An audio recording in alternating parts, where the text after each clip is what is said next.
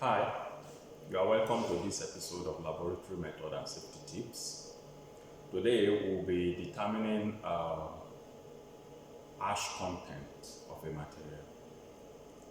What is ash content? Ash content is actually the sum total of the inorganic content of a material.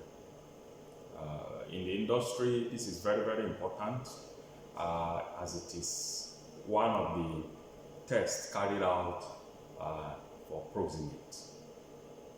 It is important because it can help to determine the suitability of a material for use as fuel. For example, coal and many other biomass materials can be used for fuel. But the properties of ash also determine whether it is suitable for use. For example, if the ash of the material, which is mainly the inorganic portion, contains materials that will cause corrosion to the equipment, it might not be suitable. Or if it contains other heavy metals that are not suitable or catalytic in nature, depending on the operation it is going to be used for, it might not be suitable. Does it contain calcium? For example, boilers.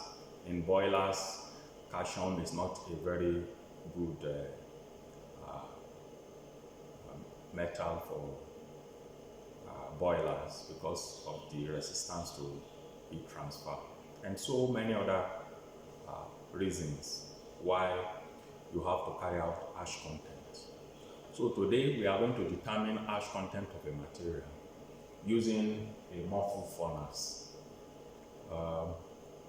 The sample for ash content determination is obtained from the volatile matter sample that has been dried and volatile matter carried out.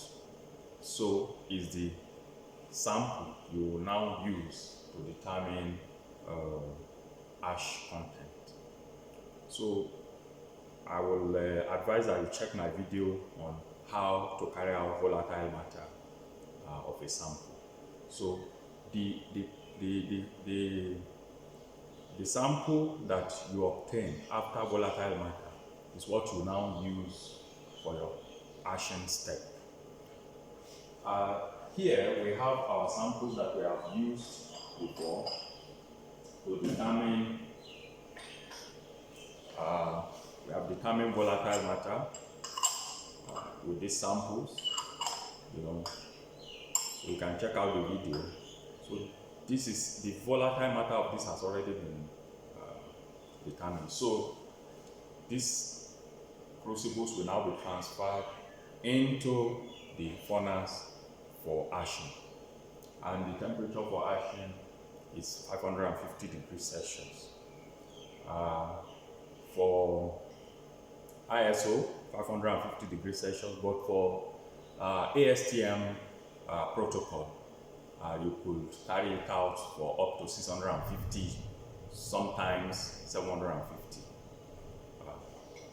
depending on the type of material, especially for chars. Chars are more recalcitrant in nature, so it requires an extended temperature and an extended time for ashing. But for ordinary biomass, this biomass is oil palm empty fruit bunch, so it is just like a normal biomass. So we can carry out ashing at a lower temperature of 550 degrees Celsius for 3 hours.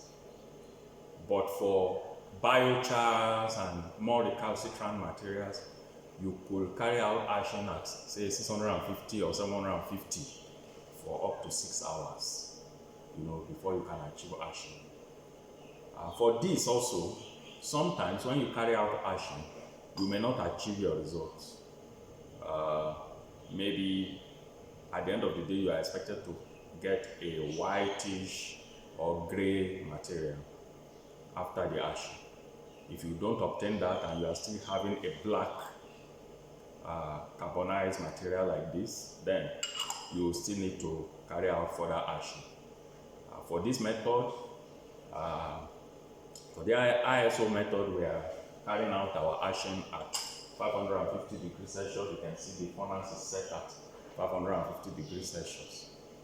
So, but for ASTM, as I've said, 750, about 650 to 750, depending on how recalcitrant the material is.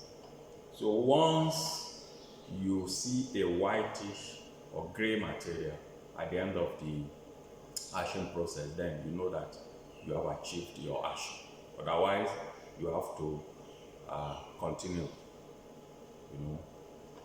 until you achieve that. So now, in this step, for ashing step, we will remove the lids.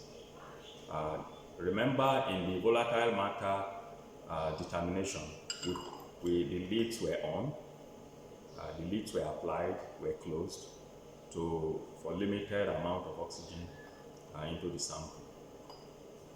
But now we are going to open the lids in this case. So come with me as we do that. First of all, we have our gloves on, heat resistant gloves, and then our laboratory on. Then we open the furnace. Then we put in the samples.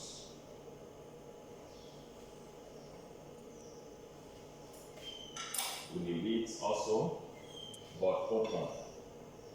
The lids are supposed to be open. The lids are supposed to be open. They are not supposed to be. Closed, as I've said.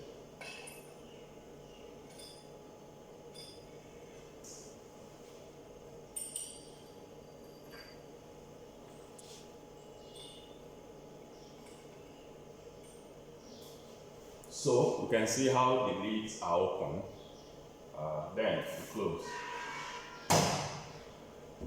and then you allow the furnace to heat up at 550 degrees Celsius for 3 hours. After 3 hours, we'll be back. Please stay tuned. Thank you.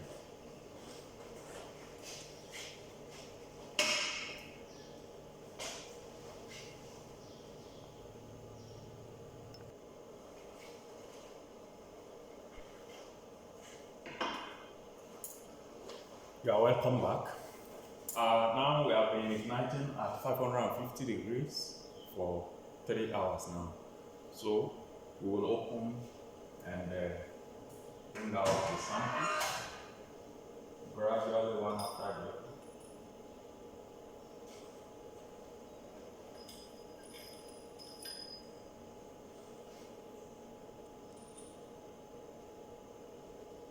One by one, gradually, with the lids.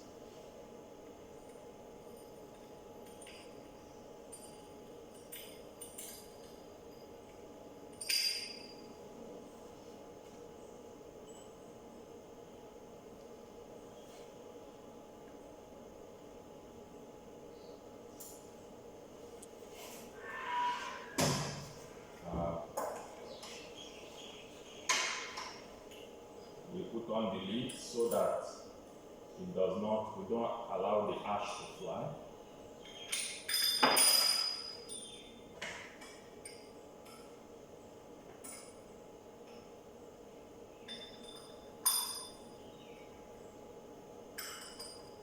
So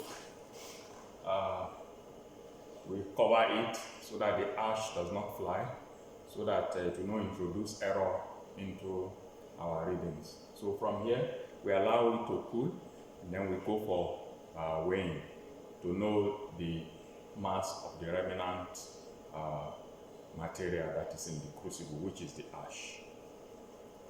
Come along with me as we go forward.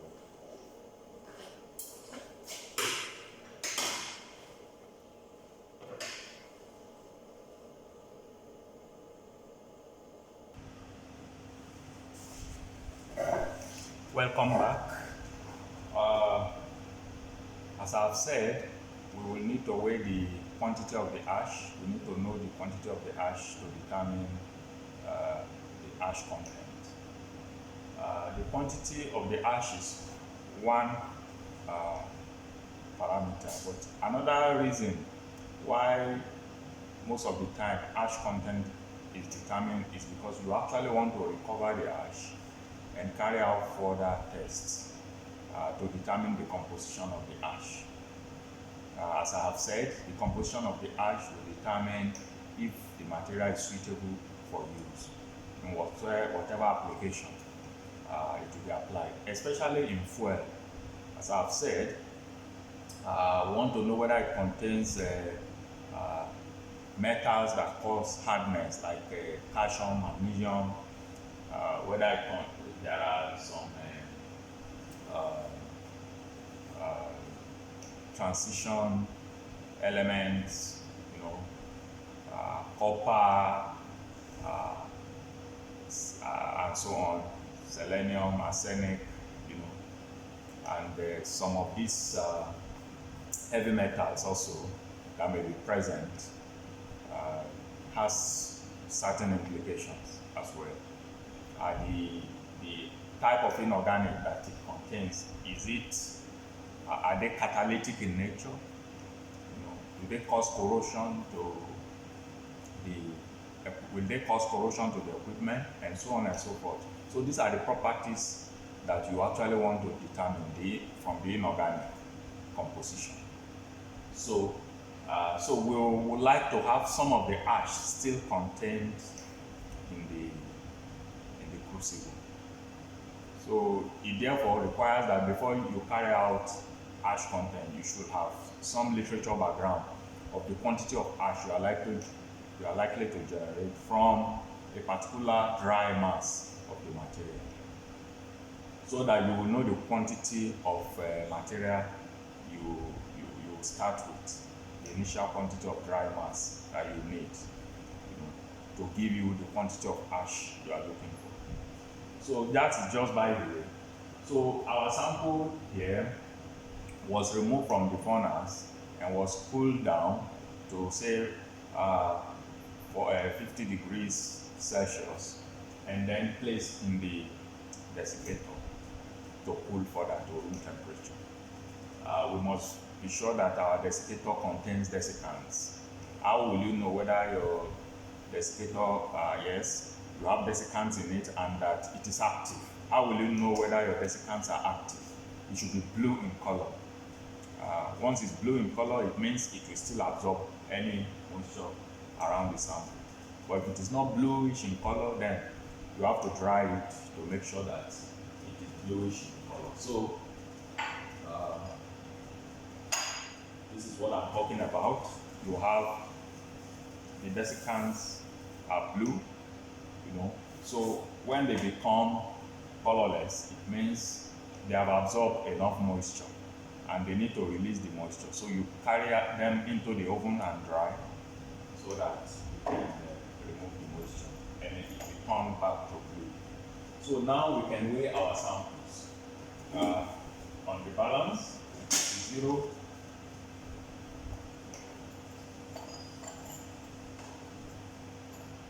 And then we weigh the mass of crucible, lid, as well as the sample in it.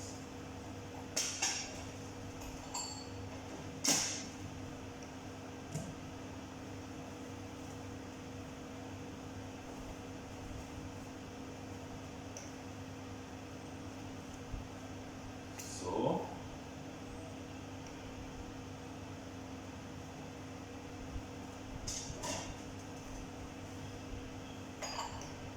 duplicate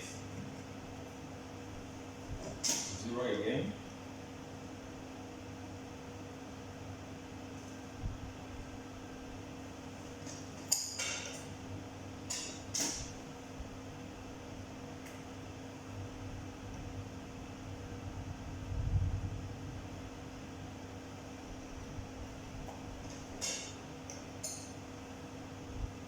So haven't recorded the weight of the crucible, the lead plus the sample in it, then we discount this from, we deduct the weight of the crucible and lead alone to give us the mass of the ash that it contains. So this mass is expressed as a percentage of the dry mass that we started with, the moisture-free dry mass that we started with. And as I've said, when you carry out ash content, you should see a whitish or gray ash like this. You know, your ash should be whitish or gray in color. If it is not, then you will need to continue the ashing. If you have done, like we have done, this ashing at 550 degrees Celsius for 3 hours, if you cannot find any ash and the material there is still carbonic in nature, in other words, it is black, then you take it for further ashing for another 3 hours at 550 degrees Celsius. You can do that continuously until you have a whitish or gray ash like this. This is for just ordinary biomass. But for more recalcitrant materials like chars and biochars, you may need to operate at a much elevated temperature and time. For example, 650 degrees Celsius according to ASTM for 6 hours before you can obtain ash. So, well, that is that about ash composition of a sample. I expect you to like, subscribe, and give me feedback on how to carry out the ash content of the material. Until I come up again with another episode of laboratory method and safety tips. It is bye for now. Thank you.